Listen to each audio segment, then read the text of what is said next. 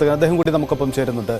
Shane P Chekutty, league 3-ാം seat എന്ന ആവശ്യം പല ഘട്ടങ്ങളിൽ ഉന്നയിച്ചു. പക്ഷേ ഇപ്പോൾ ലീഗ് കേന്ദ്രങ്ങൾ പറയുന്നത് ഇക്കാര്യത്തിൽ തങ്ങൾ വിട്ടുവീഴ്ചയില്ല, ഇത് സമ്മർദ്ദമായിട്ടല്ല, ഇത് നേടിയെടുക്കുക എന്ന് തന്നെയാണ് തങ്ങളുടെ ഉദ്ദേശമെന്ന്. നിലവിലെ UDF-ന്റെ രാഷ്ട്രീയ സാഹചര്യത്തിൽ കോൺഗ്രസ് ഒരു വിട്ടുവീഴ്ച ചെയ്താലേ UDF-ന് മുസ്ലിം ലീഗിന് ഒരു സീറ്റ് കൂടി അനുവദിച്ച് കിട്ടും. അതിനുള്ള രാഷ്ട്രീയ സാഹചര്യം UDF-ലുണ്ടോ? താങ്കൾ അങ്ങനെ കരുതുന്നുണ്ടോ? ലീഗിന്റെ ആവശ്യത്തിനകത്ത് പിന്നെ അവരുടെ പോപ്പുലേഷൻ ഫിഗറും അവരുടെ നിയമസഭയിലുള്ള സീറ്റുകളും ഒക്കെ നോക്കിയാൽ കോൺഗ്രസുമായിട്ട് കമ്പയർ ചെയ്യുമ്പോൾ ന്യായമായിട്ടും അവർക്ക് 3 സീറ്റ്, ഒരുപക്ഷെ അതിൽ കൂടുതൽ സീറ്റുകൾ പോലും, കാരണം UDF-ന്റെ സീറ്റിന്റെ പശ്ചാത്തലം ഒരു ആവറേജ് നോക്കിയാൽ അവർക്കുണ്ട്. പക്ഷെ ഉള്ള സാങ്കേതികമായ നിരവധി പ്രശ്നങ്ങൾ ഇതിനകത്ത് ഉയർന്നു വരും. ലീഗിന്റെ അവകാശവാദത്തെ ആരും നെഗേറ്റ് ചെയ്യാറില്ല. പക്ഷേ മറ്റ് രാഷ്ട്രീയമായിട്ട് ഒരുപാട് പ്രശ്നങ്ങൾ വരും. അതിലൊന്ന് കോഴിക്കോട് സീറ്റാണ് അവര് ചോദിക്കാനിടയുള്ള ഒരു സീറ്റ്. അവർക്ക് ധാരാളം പിന്നെ അനുയായികളുടെ ഒരു പ്രദേശമാണ്. നേരത്തെ ഒരു കാലത്ത് CH മുഹമ്മദ് കോയ അടക്കമുള്ള ആളുകൾ പാർലമെന്റിൽ ജയിച്ചുപോയ സീറ്റാണ് കോഴിക്കോട്.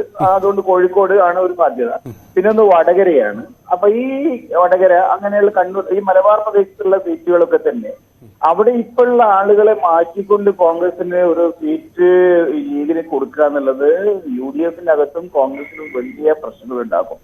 അത് ലീഗിനെ സംബന്ധിച്ചിടത്തോളം ലീഗിന് പോലും പിന്നീട് വലിയ പ്രശ്നങ്ങൾ ഉണ്ടാക്കാൻ സാധ്യതയുള്ള ഒരു വിഷയമാണത്. അതുകൊണ്ട് അവരിപ്പോൾ ഇന്ന് ഉന്നയിക്കുന്നത് ന്യായമായ ആവശ്യം തന്നെയാണ്. പക്ഷേ ഞാൻ കരുതുന്നത് അവർ ആ വിഷയത്തിൽ മറ്റു രാജ്യസഭാ സീറ്റോ മറ്റെന്തെങ്കിലും കാൽക്കുലേഷനോ വെച്ചുകൊണ്ട് അവരെ കാര്യത്തിൽ ഒരു കോംപ്രമൈസിന് പോകും.